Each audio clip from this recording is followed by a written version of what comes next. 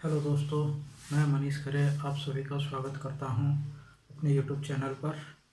और जैसा कि मैं पिछली वाली वीडियो में पढ़ा चुका हूं, क्या दरें जो दर होती हैं, बैंक दर, नगद आरक्षी अनुपात, ठीक है, उलट रेपो दर, मतलब ट्रिपल आर, ठीक, खुले बाजार की प्रतिक्रियाएं, ये सारी तरह मैं पिछली वाली वीडियो में पढ़ा चुका हूं।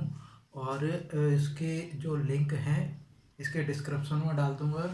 तो आज एक नया टॉपिक स्टार्ट करने जा रहे हैं, और वो नया टॉपिक क्या है? रोजगार।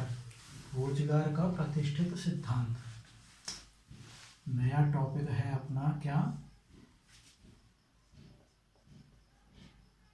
रोजगार के प्रतिष्ठित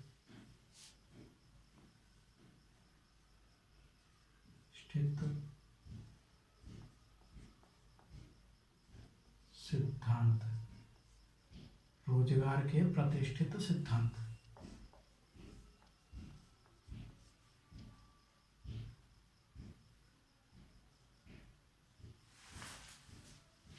रोजगार के प्रतिष्ठित सिद्धांत। अब ये रोजगार क्या होता है? रोजगार के बारे में तो आप सभी जानते ही होंगे कि रोजगार क्या होता है और किस लिए रोजगार आवश्यक है। सभी लोग जानते हैं इसके बारे में। तो अब ये दिया किस किसने था, किस किस अर्थशास्त्री ने दिया था? ये पहले तो दिया था किसने? एडम स्मिथ साहब ने। Adam Smith. उसके बाद दिया था जेबी से। जेबी से, ये इसकी शॉर्ट फॉर्म है इसका, जेबी से का। उसके बाद दिया था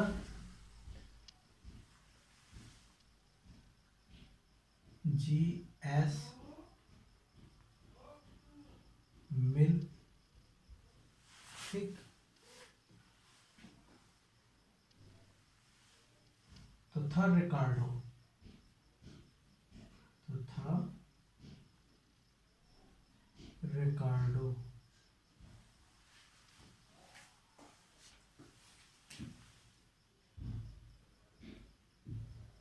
रोजगार के प्रतिष्ठित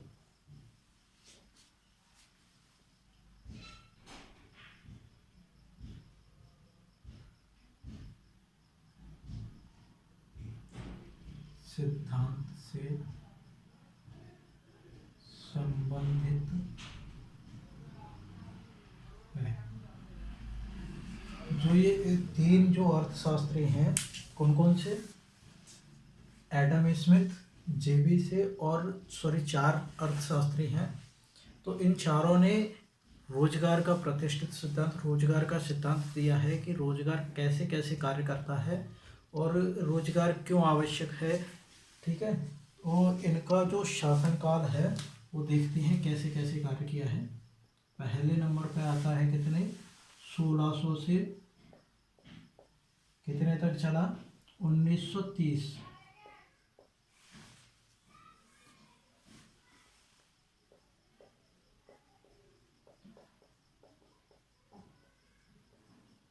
समय काल 1600 से 1930 तक का जो समय काल है, उसमें किसका, जो कौन से अर्थशास्त्री थे उनका नियम कार्य किया था?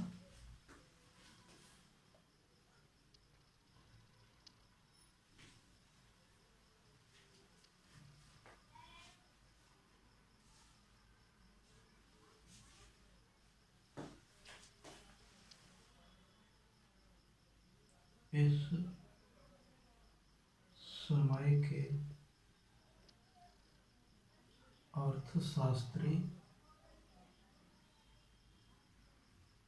इस समय के अर्थशास्त्री किसकी बात करते थे?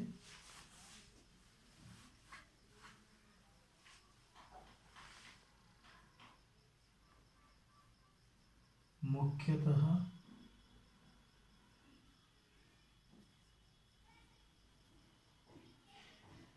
उत्पादन को बढ़ावा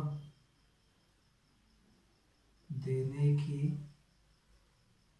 बात करते थे। किसकी बात करते थे? उत्पादन को बढ़ाने की। जो 1600 से 1930 तक का जो समय काल था, उसमें जितने भी अर्थशास्त्री हुए उनने रोजगार का जो सिद्धांत लेके आए थे, उसमें किसकी बात करते थे? उत्पादन को बढ़ाने की। कि भाई उत्पादन को बढ़ाओगे तो मांग अपने आप बढ़ती जाएगी। पहले उत्पादन बढ़ाओ, उसके बाद मांग बढ़ेगी।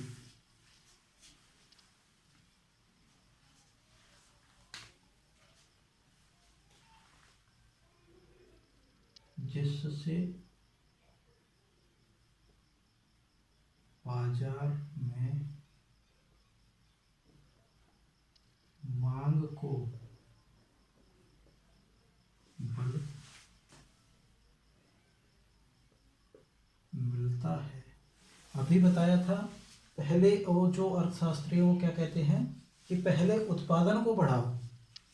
पहले क्या किया जाए? उत्पादन को बढ़ाओ, उसके बाद ही क्या होगा? अपने आप मांग में वृद्धि होने लगेगी। पहले उत्पादन की वृद्धि होगी तो ज़्यादा वस्तुएं बन जाएंगी, तो ज़्यादा वस्तु बनने के बाद ही अपने आप मांग में वृद्धि हो जाएगी।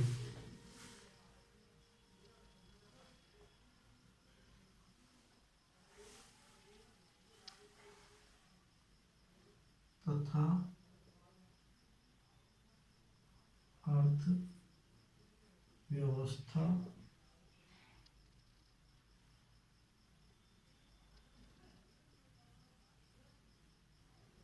आर्थिक रूप से समृद्ध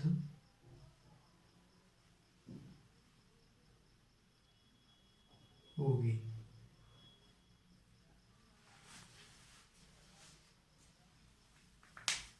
आर्थिक रूप से समृद्ध होगी। अगर बाजार में ज़्यादा वस्तुएं होंगी और ज़्यादा वस्तुएं खरीदेंगे तो फिर क्या होगा? ज़्यादा वस्तुएं खरीदेंगे तो अपने आप ही जो अर्थव्यवस्था है वो सही से चलने लगेगी और समृद्ध हो जाएगी।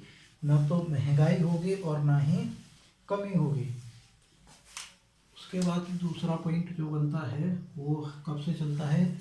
1930 से 1940।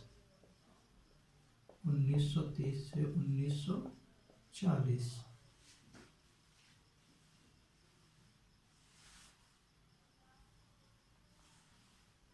ये किसने दिया है? केन्स ने।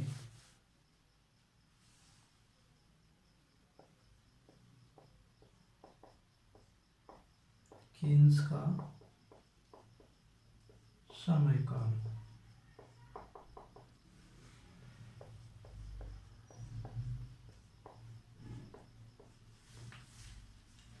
1930 से 1940 का जो समयकाल है उसमें किसका नियम कार्य किया था? प्रोफेसर केन्स का। अब प्रोफेसर केन्स ने क्या बोला है?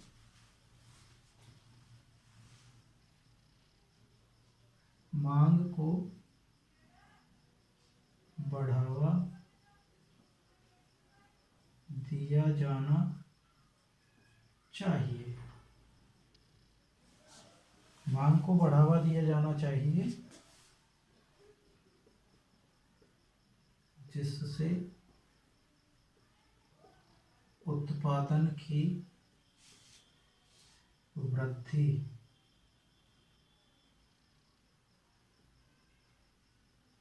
अपने आप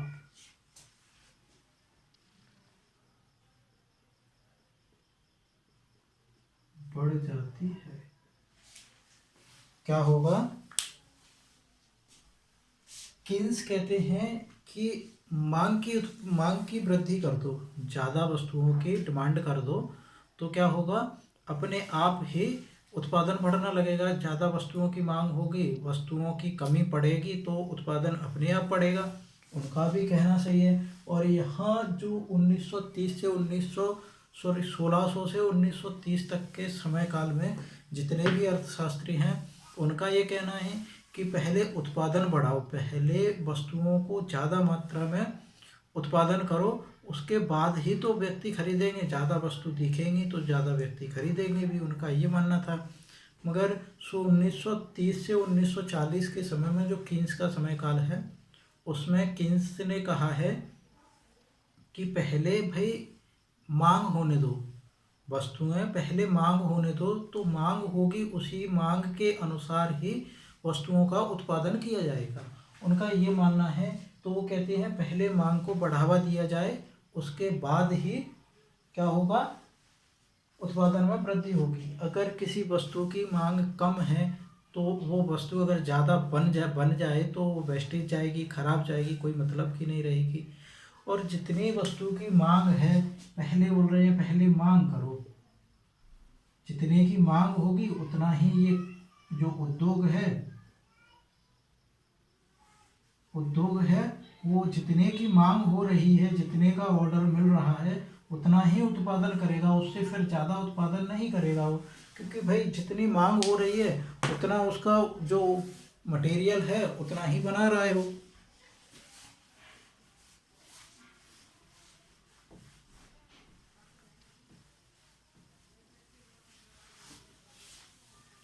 और उसके बाद जो तीसरा पॉइंट आता है, तीसरा शासनकाल आता है, समय काल आता है, वो 1940 से कब तक, वर्तमान तक।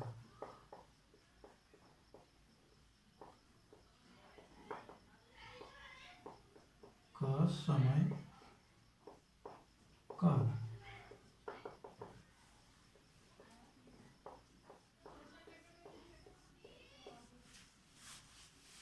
जो 1930 से 1940 से अब तक का जो समय काल है वो किसके उस पर कार्य कर रहा है। इसमें दो अर्थशास्त्री हुए हैं, एक तो हेरोड है, एक डोमर है। दोनों को एक ही साथ मिलाकर बोला जाता है क्योंकि दोनों ने एक ही बात को अलग अलग तरीके से और दो पॉइंटों में कहा है। एक ने कहा है क्या कि भाई बचत करो, ठीक, एक ने कहा है निवेश करो, दोनों ने कहा है। और एक ने बचत का बोला है, एक ने निवेश का बोला है, इसीलिए इसको बोलते हैं क्या, हेरोड डोमर का मॉडल। हेरोड डोमर का मॉडल। और जो ये है हेरोड ने कराया था, हेरोड ने मॉडल दिया था कब, अपना जो नियम दिया था वो दिया था 1939 में।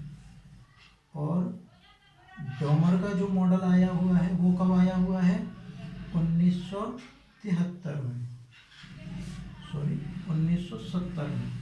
दोनों ने दिया है, अलग अलग दिया है, मगर दोनों ने बात एक ही कहा है कि भाई पहले निवेश करो।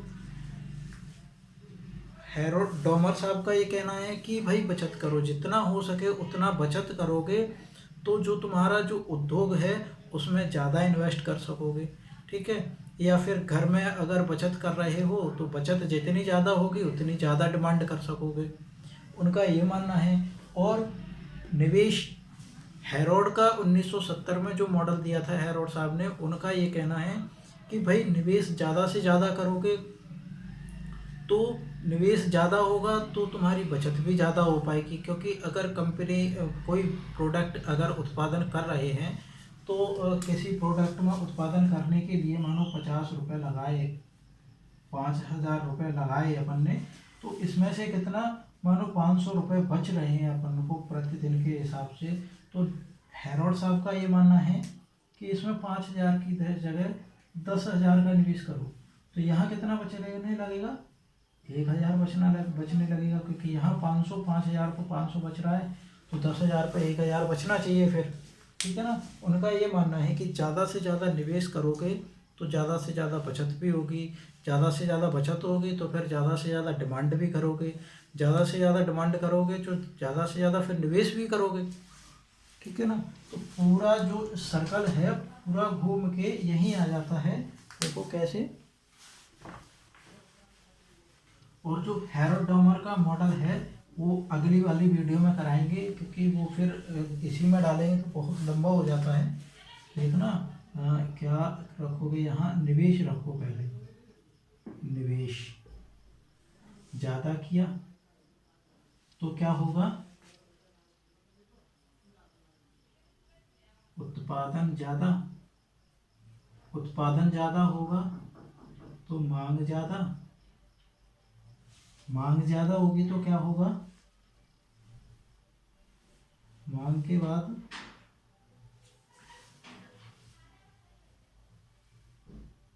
मांग, या तो यहीं से आ जाएगा या यहीं से आ जाएगा, ठीक है। मांग ज़्यादा तो बचत कम, बचत कम हो जाएगी, ठीक है ना। बचत कम हो जाएगी, निवेश भी कम हो पाएगा, फिर यहाँ आ गया, ठीक है। निवेश ज़्यादा करते हैं तो निवेश, बचत कम होगी, बचत कम होगी तो फिर मांग भी कम हो पाएगी, ठीक है ना।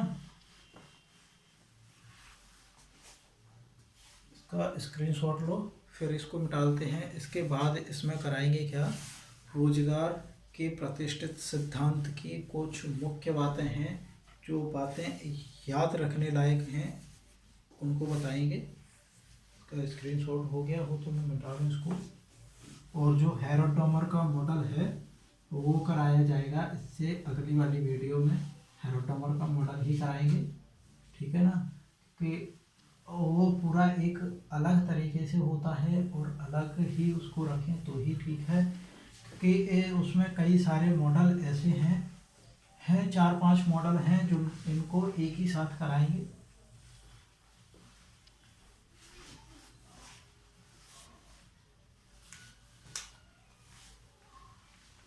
सिद्धांत की मुख्य बातें,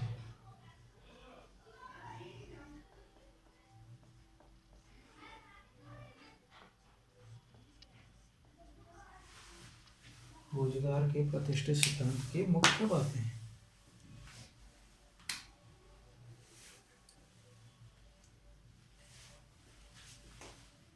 पहला पॉइंट है अर्थशास्त्र में पूर्ण रोजगार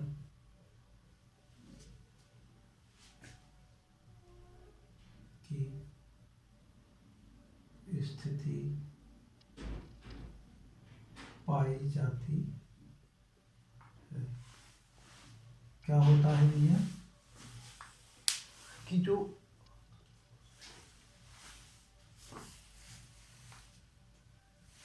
सॉरी, यहाँ अर्थशास्त्र की जगह क्या आएगा, अर्थव्यवस्था। अर्थ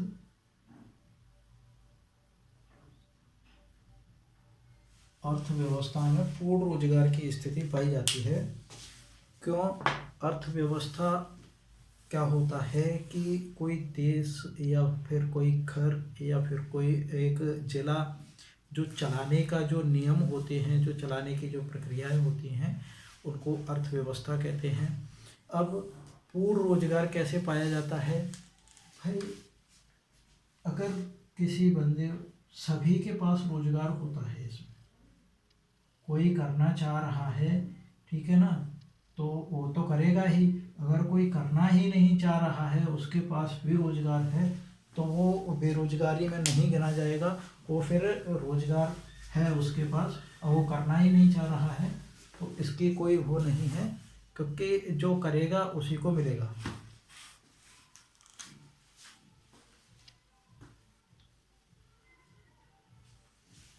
दूसरा पॉइंट है अर्थव्यवस्था में अति उत्पादन नहीं होता।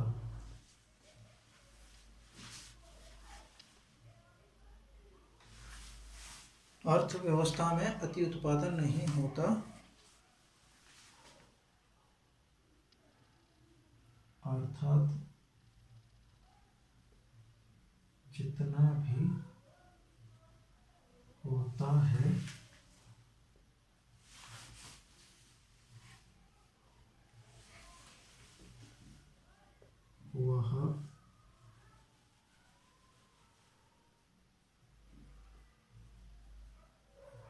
सब बिक जाता है।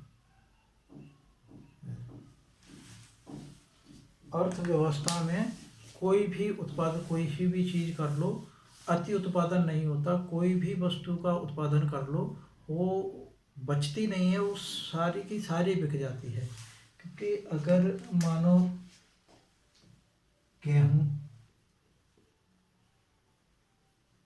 गेहूं और फसल के, गेहूं के, ठीक है ना, चलो गेहूं तो वो फसल हो गया। किसी कंपनी में क्या मान के चलो, बोतल, एक बोतल बनाने वाली कंपनी है। तो बोतल बनाने वाली कंपनी है, अब बोतल का उत्पादन किया, ठीक, बोतल बनकर तैयार हो गई। अब जो बोतल बनकर तैयार हो गई तो वो तो बिक ही जाएगी, ठीक है ना, चाहे कितनी भी बन जाए। बोतल के अलावा जितना भी जो वेस्टेज मटेरियल निकलेगा, वेस्टेज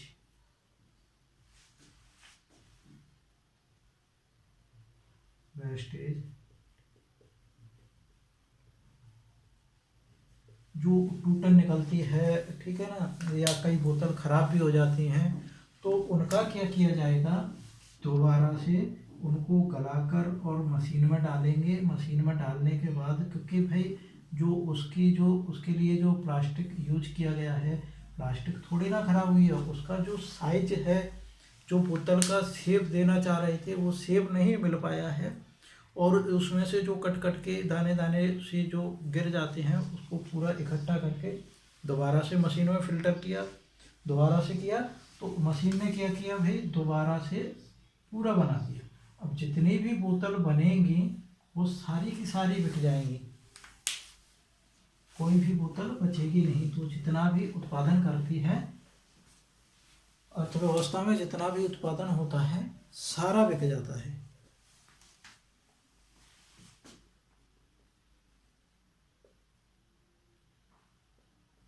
ब्याज की दर लोचपूर्ण पाई जाती है। ये तो समझाने की जरूरत ही नहीं है, ठीक है ना, ब्याज की दर लोचपूर्ण पाई जाती है।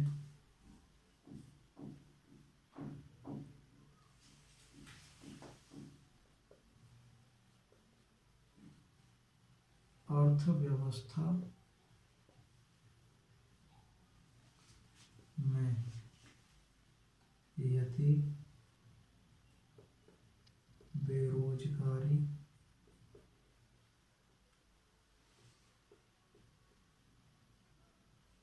उत्पन्न भी होती है तो वह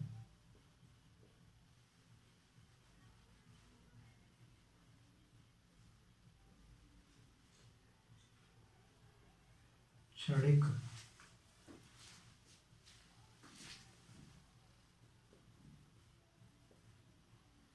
होती है।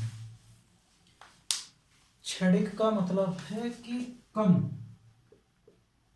अगर बेरोजगारी उत्पन्न भी होगी, वैसे तो अर्थव्यवस्था में बेरोजगारी पाई नहीं जाती है, क्योंकि सबसे पहले पॉइंट यही है कि पूर्ण रोजगार होता है, ठीक है ना। अगर पूर्ण रोजगार नहीं भी होता है, अगर बेरोजगारी आती भी है तो कुछ ही आती है, कम आती है, और कम समय के लिए आती है। ज़्यादा समय के लिए बेरोजगारी टिकती नहीं है, कम समय के लिए ही आती है।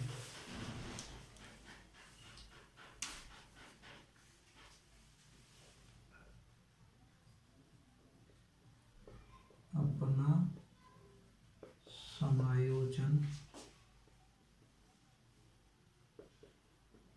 स्वयं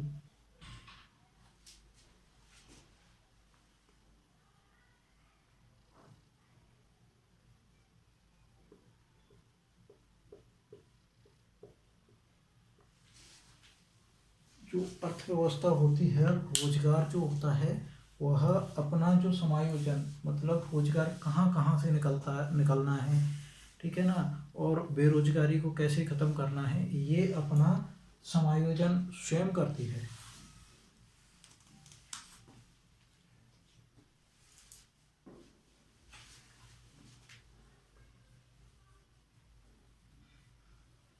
अर्थव्यवस्था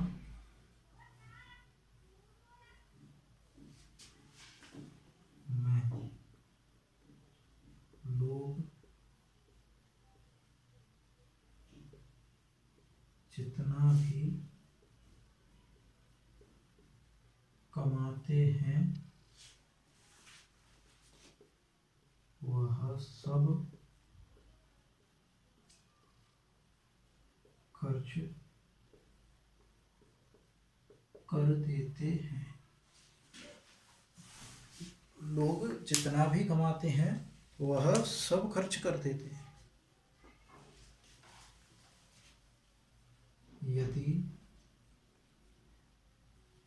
बच भी जाता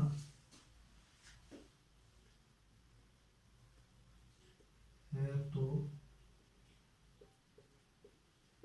उसका भी निवेश कर देते हैं। अर्थव्यवस्था में जितना भी लोग कमाते हैं वह उसका सबको खर्च कर देते हैं कि मनुष्य के लोगों की ज़रूरत ही ऐसी ऐसी हो गई है कि भाई वो कितना भी कमा ले वो बचता नहीं है उसके पास। अगर बच भी जाता है तो व्यक्ति क्या करते हैं, बोले यार पैसा बचा हुआ है, अगर बचा के रखेंगे तो खर्च भी हो जाएगा, इससे ये अच्छा है कि इसको ऐसी जगह इन्वेस्ट करो कि बाद में काम आ जाए। तो कई लोग सोने के आभूषण खरीद लेते हैं, सोना या चांदी, ठीक है ना, या फिर कोई एफडी कर देता है, एफडी, या बैंक में जमा कर देता है। बैंक पैसे को अपने पास नहीं रखते हैं, कहीं ना कहीं उसको निवेश करते हैं। ऐसा निवेश करते हैं या फिर प्रॉपर्टी खरीद लेंगे, प्रॉपर्टी, ठीक है ना। ऐसी जगह निवेश करता है व्यक्ति कि भाई पैसा का पैसा उसका बच जाए और घर में भी ना रहे, ठीक है ना, दोनों काम हो जाते हैं उसके।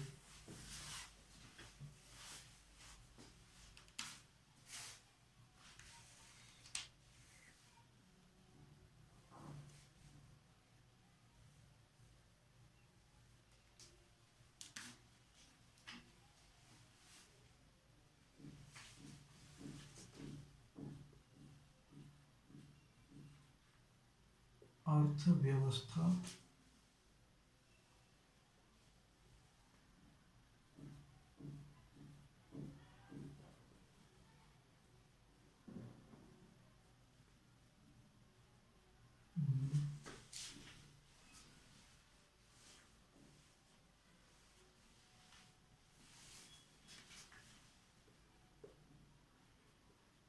बचत तथा निवेश में समानता की जा सके।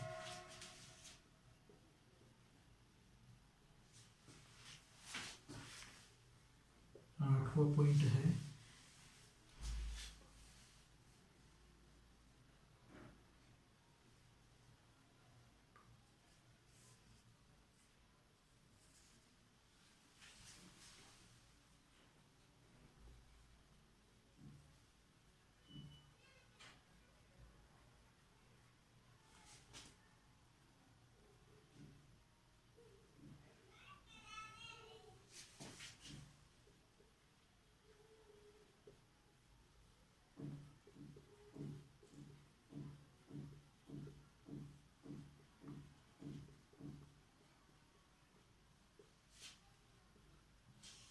सरकार का कोई हस्तक्षेप, क्रिया प्रतिक्रिया नहीं होता।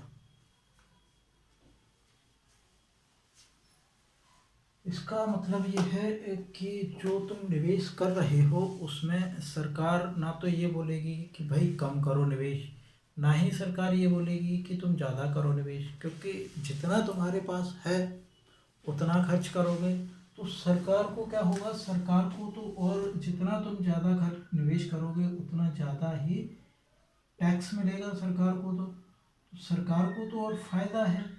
मगर सरकार ये भी नहीं बोलेगी कि नहीं भाई इतना तुम्हें करना ही पड़ेगा, ये भी नहीं बोलेगी सरकार, क्योंकि भाई गवर्नमेंट किस किस को घर घर जाके बोलेगी। किसी के पास पैसे हैं, किसी के पास नहीं हैं। तो जिसके पास हैं, अगर गवर्नमेंट बोलती भी है, प्रेशर भी डालती है, तो जिसके पास हैं वो तो परचेस कर लेगा, जिसके पास नहीं है वो कहाँ से करेगा।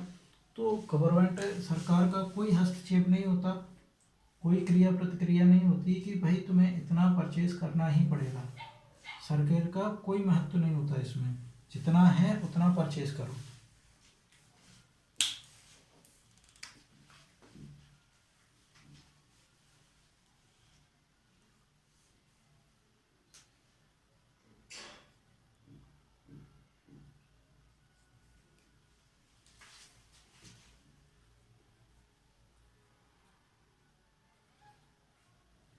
अर्थव्यवस्था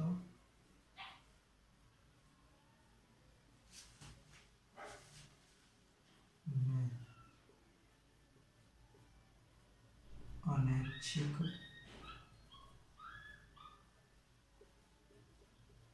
बेरोजगारी को अनैच्छिक बेरोजगारी को बेरोजगारी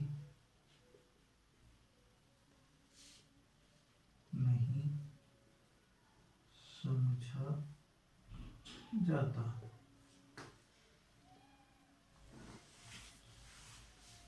अर्थव्यवस्था में अनैच्छिक बेरोजगारी को बेरोजगारी नहीं समझा जाता। अब अनैच्छिक बेरोजगारी क्या कौन सी होती है?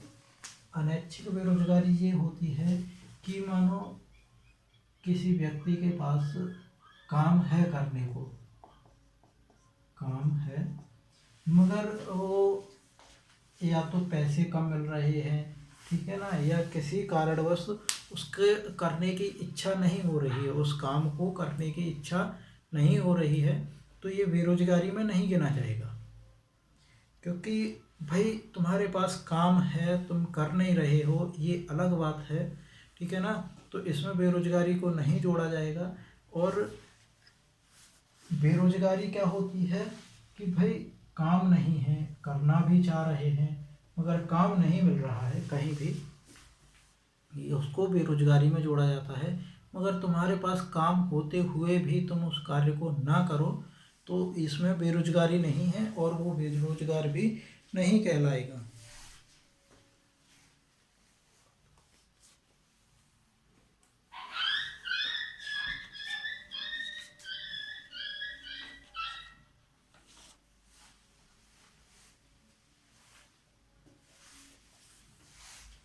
बस यही पॉइंट है इसके, इतने ही हैं। और इसके बाद देखते हैं